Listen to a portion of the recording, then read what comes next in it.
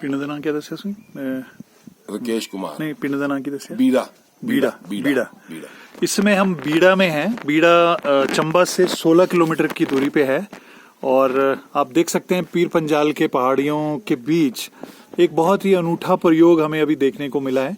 Cricket की दुनिया में नाम कमाने के बाद राकेश हांडा जी ने 2016 के जुलाई महीने में यहाँ आकर के कुछ काम शुरू किया था। आइए उनसे पूछते हैं कि ये प्रोजेक्ट क्या है और किस तरह से उन्होंने ड्रीम किया है। और मैं ये कहना चाहूँगा कि शायद पहाड़ों में, हिमालय में एक बेनिफिट शेयरिंग का या लोगों को बेनिफिट देने का, उनके साथ मिलके विकास का एक अलग तरीके का नया मॉडल उभर के सामने आया है। श्री राकेश जी। सर, एक तो हमने यहाँ पे 18 वैरायटी का एप्पल लगाया हुआ है। तो वो हिमाचल में मेरे को लगता है एक ही जगह है जहाँ पे 18 वैरायटीज के एप्पल हैं।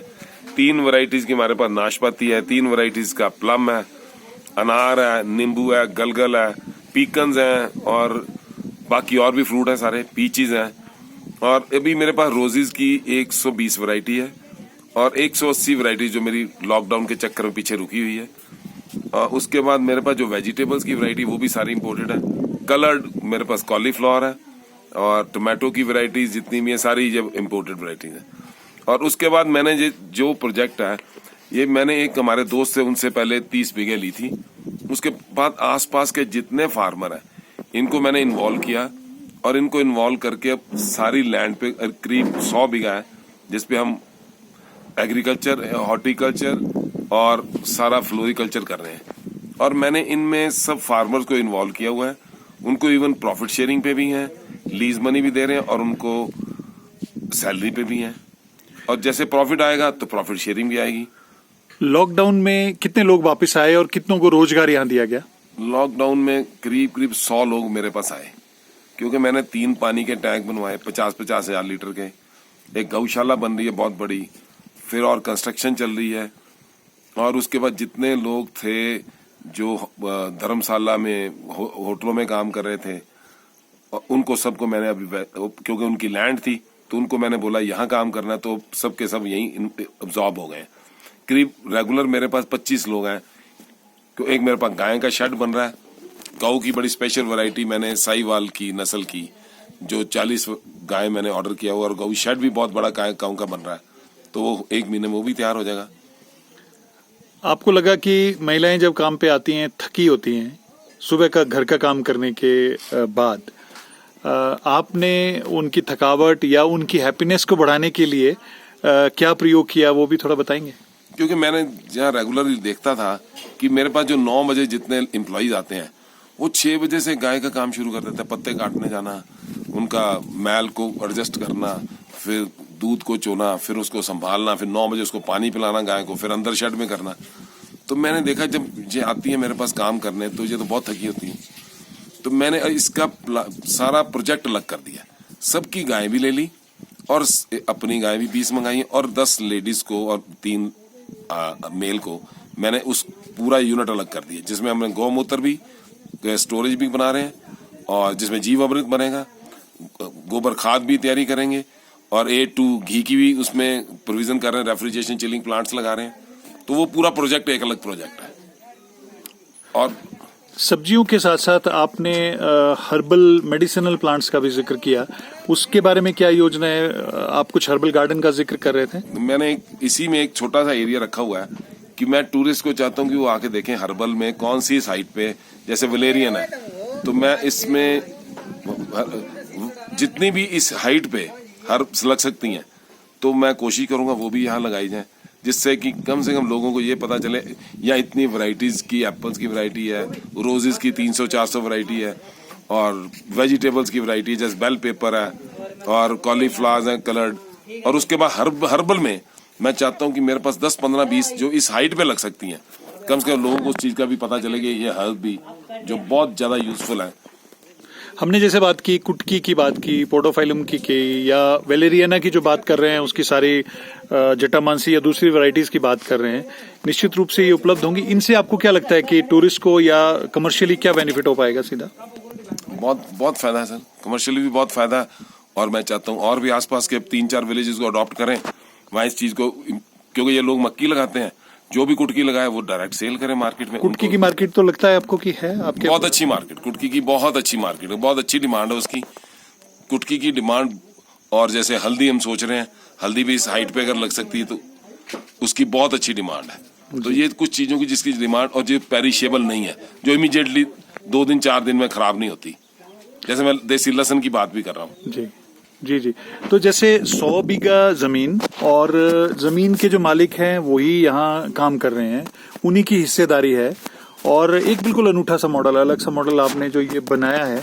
लगभग कितना पैसा खर्च कर चुके हैं इस पूरे मॉडल में अब तक, ऐसे मोटे तौर पे अंदाजा? तो 4 साल से रेगुलर लगे रहे, तो कंटिन्यू इस साल क्योंकि लेबर ज्यादा है और इस साल हमने प्लांटेशन बहुत करी है, तो इस साल काफी पैसा लगा, क्योंकि गेहूं के काऊ शेड बन रहे हैं, मेरे को पानी के 3 टैंक बनाए हैं, तो वैसे मैंने कैलकुलेट किया है, पर अराउंड 1.5 करोड़ तो लग चुका है। तो लगभग 1.5 करोड़ खर्च करने के बाद आपको आप बिल्कुल विश्वस्त हैं कि आपका ब्रेक इवन पॉइंट आ जाएगा और आपका जो कॉस्ट बेनिफिट एनालिसिस है वो फिट हो जाएगा आपके इसमें, लोगों को प्रॉफिट देने की स्थिति में आने के बाद?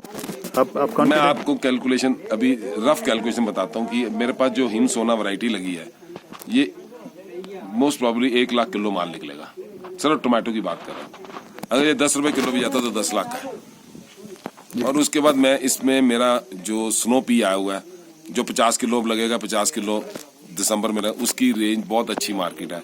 वो भी अक्टूबर में जब आएगा तो वो भी 20-25 रुपए किलो निकलेगा, वो भी बहुत हाई वैल्यू। उसके बाद अभी तो मैंने सैलेड्स की वैरायटी इस पे अभी इस बार ली नहीं, क्योंकि लॉकडाउन में नहीं आई। और एप्पल की प्लांटेशन जो मेरी नेक्स्ट ईयर में जो 7,500 प्लांट है, अगर मैं नेक्स्ट ईयर से 2000 मेरी पेटी भी आती है, तो सारी जेरोमाइन वैरायटीज जैसे स्कारलेट 2, गोल्डन स्पॉट डिलीशियस, रेडम गाला, ये सारी वैरायटी जो है 80 से 100 रुपए किलो की हैं। तो अगर मेरी 2000 पेटी भी 20 किलो की आती है तो काफी अच्छी डेवलपमेंट मेरे को दिखती है। और प्लस मेरी जो ग्रोथ है, जो मेरा एप्पल का प्लांट ग्रो कर रहा है, वो वैल्यू ऐड कर रहा है, बहुत बड़ी वैल्यू ऐड कर रहा है। जैसे 5 साल के पौधे हो जाएंगे तो उनमें अगर 10, 20 किलो, 30 किलो भी पौधे में से एक फ्रूट निकलता है, तो 7,000, 6,000 पेटी निकलती है, तो 3 साल में उसकी वैल्यू ऐड बहुत ज्यादा वैल्यू ऐड होती है। जी। तो प्रदेश के अंदर शायद ये अपनी किस्म का पहला मॉडल, और खास करके हिमाचल प्रदेश सरकार इन्वेस्टर्स ढूंढ रही है, एंजल डोनर्स, एंजल इन्वेस्टर्स को ढूंढ रही है। ऐसे में मुझे लगता है हांडा जी, आपका मॉडल जो है, मुझे याद आ रहा है भूटान सरकार का एक हैप्पीनेस इंडेक्स वाला मॉडल, जिसमें कि लोगों की खुशी के स्तर को जांच करके विकास की क्वालिटी को जांचा जाता है। मुझे लगता है कि शायद आपका ये जो प्रयास है वो हिमाचल प्रदेश में पहला प्रयास है। हमारी शुभकामनाएं, आप इनको आगे बढ़ाइए। नहीं, देखो, हमने तो इनको पार्टनर बनाया हुआ है, क्योंकि ये पार्टनर रहेंगे तो ग्रो करेंगे। क्योंकि मैंने पहले बोला कि 10,000 पौधे लगाऊंगा तो 12,000 प्लांट लगाऊंगा, तो 100 प्लांट सबको 20 एम्प्लॉय तो उनको गिफ्ट कर देने। अगर उनको, ये तो सारे इंसेंटिव बेस्ड है। इंसेंटिव बेस्ड क्या है कि सैलरी मिल रही है, लीज के हिसाब से रेंट भी मिल रहा है और इंसेंटिव मिल रहा है, तो अपने आप ग्रो करेंगे और कोई भी चीज को मरने नहीं देंगे, क्योंकि इनका अपना काम है, ये अपने मालिक हैं। ये जो मालिक का जो आपने कंसेप्ट कहा, हमने बात करी यहाँ महिलाओं से जो काम भी कर रही हैं, यहाँ के जो जनरल मैनेजर हैं, जो इन्होंने जो आप जनरल मैनेजर कह रहे हैं, उनकी संतुष्टि का स्तर भी बहुत अच्छा लगा जान के। बिल्कुल संतोष हुआ इस बात से कि इस सारे काम में हिमाचल प्रदेश सरकार के विभागों की मदद कैसी रही? ऐसे मैं तो किसी के पास गया ही नहीं, क्योंकि जिस दिन किसी डिपार्टमेंट के पास जो पूरा दिन खराब होता है और लंबी लंबी कहानियां सुनाते हैं और करते कुछ नहीं है, इसलिए मैं आज तक किसी डिपार्टमेंट पे सब्सिडी या कोई डॉक्यूमेंट देने गया ही नहीं। क्योंकि लैंड इनकी है, डेवलपमेंट हमने करनी, सीड हमने इंपोर्ट करना, काम हमने करना है। तो सरकार ने तो जिन्होंने काम ही नहीं करना उनसे क्या बात करने जाना है, जो कंप्यूटर में बैठ के काम करना चाहते हैं और हमें कहते हैं हमारे पास आओ। तो अगर मैं किसी को लेके जाऊंगा तो 6 घंटे मेरे आने जाने में लगते हैं, तो मेरे ये 20 बंदे जो काम कर रहे हैं वो सारा दिन सोएंगे, फायदा क्या? हमने ग्रोथ देखनी, हमने कोई डिपार्टमेंट को होना चाहिए या तो एक ही मेरे को एक बड़ा अच्छा जो डिपार्टमेंट के लोग हैं जो गाइड कर रहे हैं। अदरवाइज डिपार्टमेंट को समझ ही नहीं आ रही मैं कर क्या रहा हूँ जी। उनको तो समझ ही नहीं आ रही, जैसे मैं सीड इंपोर्ट कर रहा हूँ तो उनको तो समझ ही नहीं आ रही, तो मैं उनको कहता है ऐसा सीड मंगा के लोगों को दो, तो वो तो पिछले साल का सीड इस साल दे रहे हैं, तो कैसे ग्रो करेंगे? जी, बहुत बहुत धन्यवाद जी, आपसे बात जारी रखेंगे। Thank you.